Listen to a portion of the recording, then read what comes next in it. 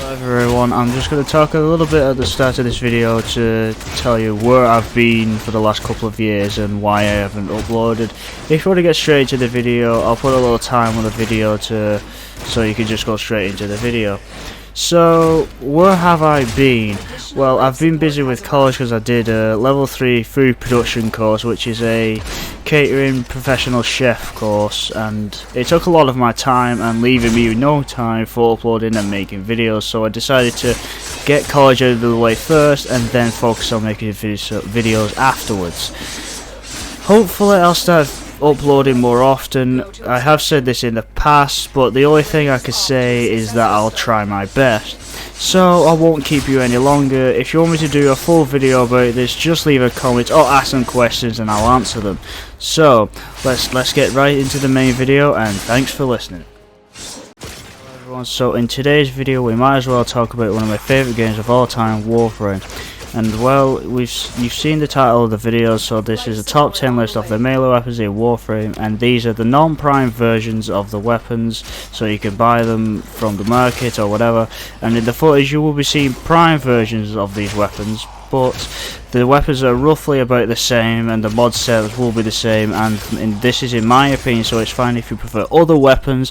So just leave a comment of your top 10 non-prime melee weapons in Warframe.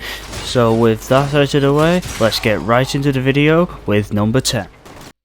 So at number 10 at the top of the list we have the Zeni Stir. I might be butchering some of these names, but you know what I'm talking about. And this weapon can only be gotten by logging into the game 200 days.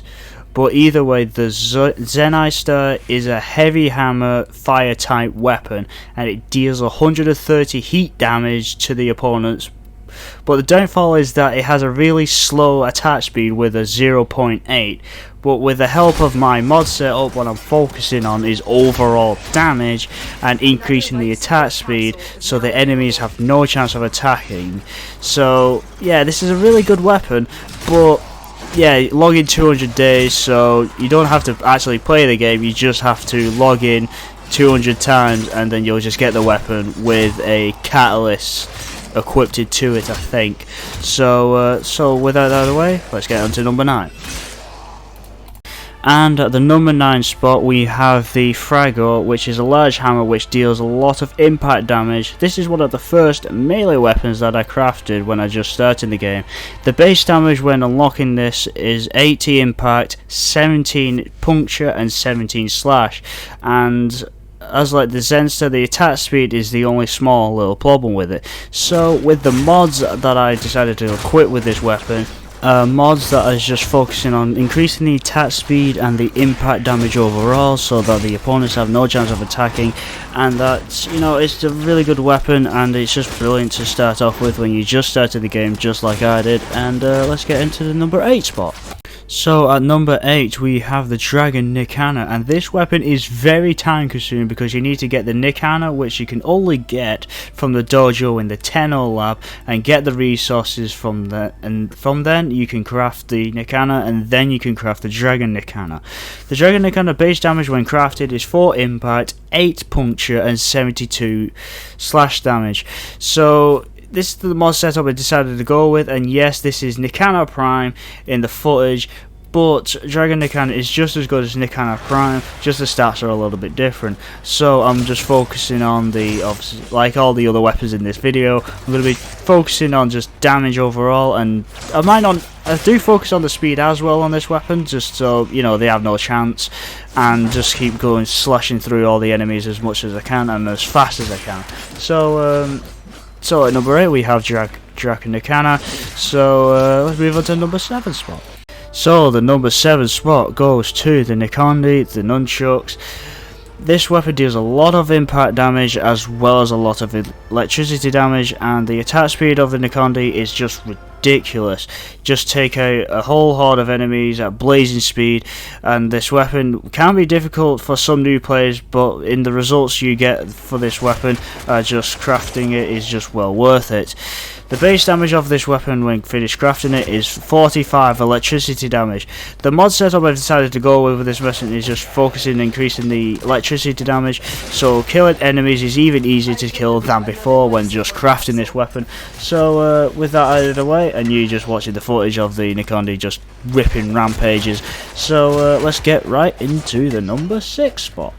At the number 6 spot we have the Orthos. This is a pull type weapon, and it is really easy to get the materials required for this weapon, and it is a fantastic weapon to craft right at the start, and this will help you to get the other materials required for the weapons on this list.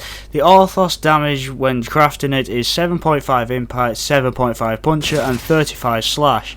So the mods I decided to go with, and yes, this is the prime Orthos, but the mods are just about the same, which if I got the regular Orthos, the mod setup would be exactly the same.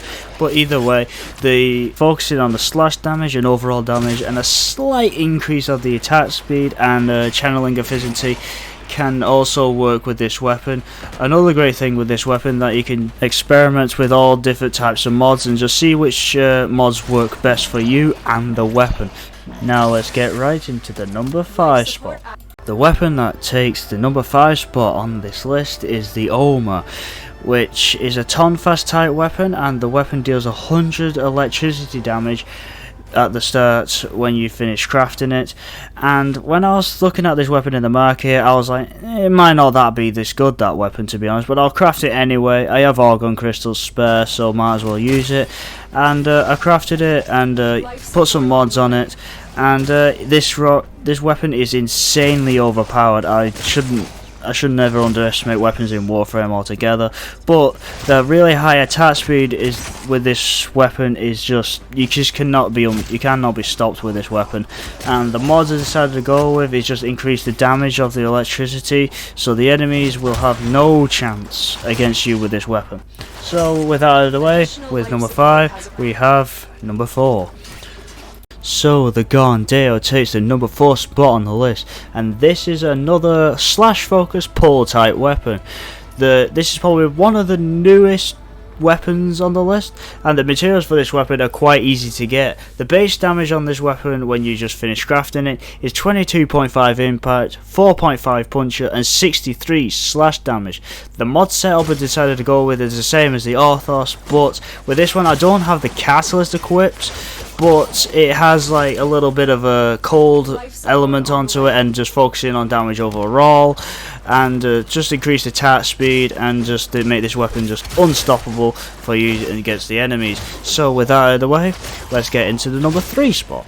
At the number 3 spot we have the Bolt Ace, and this is a Tonfast type weapon, and this weapon can be a little bit of a pain to craft because you'll need to craft 2 other weapons in order to craft this weapon, which is the Bolter assault rifle and the Cronin melee weapon, but it is well worth it. The base damage with this weapon when you finish crafting it is 8.5 impact, 68 puncture damage and 8.5 slash damage. The mod setup I decided to go with is focusing on the fire and electricity, but obviously this is Cronin Prime footage you're seeing, but when I had the weapon, it's what I'm focusing on is fire and electricity, and focusing on the puncture damage and speed as channeling to slice through the opponents with no problem. And now let's move on to the number 2 spot. We are down to the last 2 weapons on the list, and the number 2 spot goes to the Cronin, and yes, this is the weapon what is required for the Bolt Ace, and this is a Tonfast type weapon and it's just as good as the Bolt Ace. But anyway, this weapon is amazing. I use this weapon while I'm waiting for the Bolter to finish building the foundry, and I enjoyed using them, and only thing is that it needs 2 Argon crystals, which can be a bit hard to get, but it's worth the time. Also, side note, if you have spare Argon crystals and you have no use for them and you don't know what to do with them before they disappear, so craft the Cronin, level it up to your mastery rank, and either sell it for credits or keep it to you know, have it in your collection of weapons. But this weapon deals 52 slash damage just crafted, and with the attack speed of 1.08 you will be taking opponents down before you even know it. And the mod setup I decided to go with this weapon is just like all the mod setups in this video. It's just focusing on damage overall and attack speed, and just giving it to loads of different elements. And I did make a setup for this Cronin Prime just to have every element on there just to see what it does. That's one thing with Warframe, you can experiment with the mods as much as you want, and the Cronin is just perfect for it. So with that out of the way, let's get into the number 1 spot. So let's have a drum roll for the number 1 spot on the list. My favourite weapon to use in Warframe, which is non-prime, it is the guillotine, and this is a two-handed heavy blade type weapon. The materials are quite easy to get, and this is a slash focus type weapon with a whopping 1.8 slash damage when you just get it from the foundry, and the attack speed is only 1.00, which is okay, but now it needs to be improved, which the mod setup that's what I decided to go with, is increasing the attack speed and using the mod called Berserker, which increases the attack speed even more when you get a critical hit on the enemies. And with all these mod setups and the increased damage and everything, it just makes this thing like a lawnmower with the enemies. You just cut through enemies into 2 pieces very easy at super fast speeds, and it's just amazing. And this is obviously Guillotine Prime, what's on the video, but it's just amazing. I love the guillotine, and I've been using Guillotine Prime ever since the second I crafted it. So yeah, guillotine is just as good as the prime variant, so it's well worth the crafting. And that sums up the top 10 non-prime weapons in Warframe.